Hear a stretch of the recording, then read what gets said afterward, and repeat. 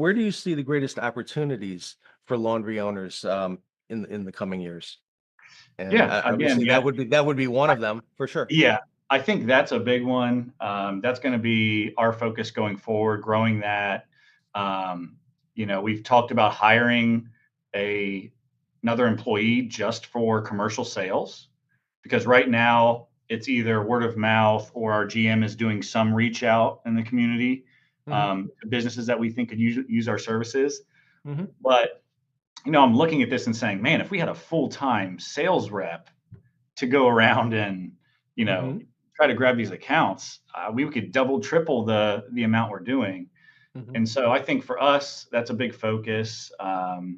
One of the interesting things that we've done recently is we had so many people coming to us and saying, "Do you guys do dry cleaning?"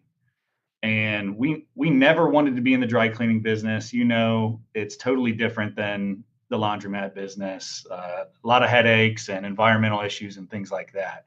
So we're mhm, like, we don't want to do that, but we have so many people coming to us. How can we offer this service and mhm, make some money, provide a good product? So we just went out, interviewed a couple of dry cleaners in our area for some wholesale pricing, mhm. and we made a connection, and now we do sometimes upwards of 100 pieces per week of dry Oh, cleaning. And yeah. since our vans are already out doing commercial or residential pickup, Mhm, they're just dropping and picking up from the dry cleaner. mhm, So that's been a nice little added mhm. piece of business as well. Yeah, yeah.